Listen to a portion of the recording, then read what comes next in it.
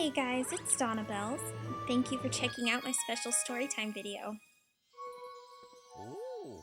Welcome to the library. Everyone's here. Let us begin.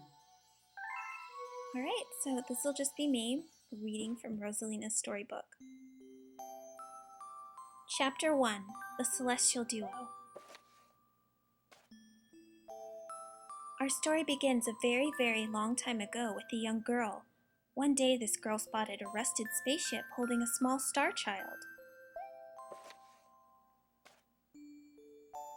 "What's your name? Are you lost?" the girl asked the star child. "I'm Luma, and I'm waiting for Mama. She's coming for me on a comet," said the star child, who had been waiting day and night. "Don't worry, I'll wait with you," the little girl promised Luma. At nightfall, the little girl borrowed her father's telescope and peered into the sky. She looked and looked, but she saw nothing. Hours turned into days, and then years, but still the sky revealed nothing. Finally, the little girl sighed and said to Luma, "If we stay here looking much longer, I'll be an old lady soon." But then she had an idea. "Why don't we go out there and find your mother ourselves?" The girl and Luma fixed up the rusty spaceship, and then the two set sail into the starry sky. And this is how the search for the celestial mother began.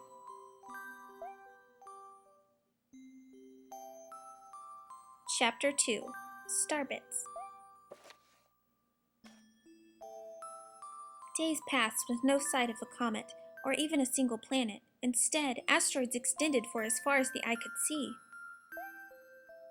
"If I had known it was going to take this long, I would have packed more jam," said the little girl above the rumble of her belly. Before they left, she had packed all the essentials: telescope, butterfly net, stuffed bunny, bread, milk, jam, and apricot-flavored tea. But "I forgot to bring water!" At this, Luma burst into gales of laughter, and the girl began to pout. "As long as I have starbits, I'll be fine," said Luma. "Want some?" The little girl couldn't stay mad after hearing this. Luma continued to laugh, and the girl couldn't help but join in. "All right, maybe just a nibble."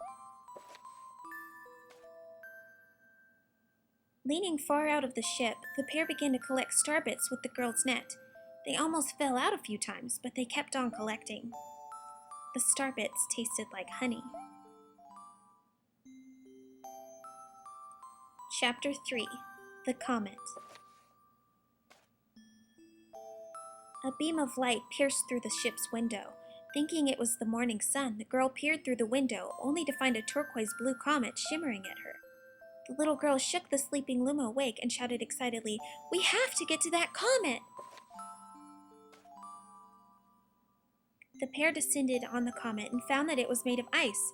They looked high and low, but Luma's mother was nowhere to be found. Exhausted, the little girl sat down with a flop, utterly unable to take another step. Look! Peering down at the icy ground where Luma was pointing, the girl suddenly noticed clusters of starbits encased in the ice. "Pretty good, huh? Finding starbits is my specialty," said the Luma, beaming. "There's ice here, but it's so warm.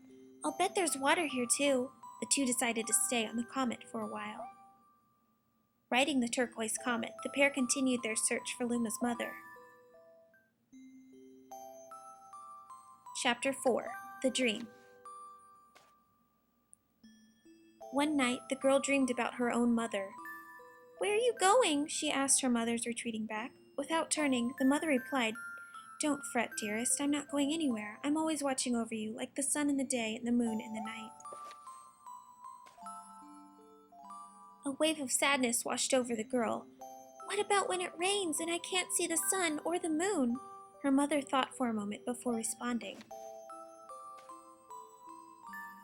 "I will turn into a star in the clouds and wait for your tears to dry."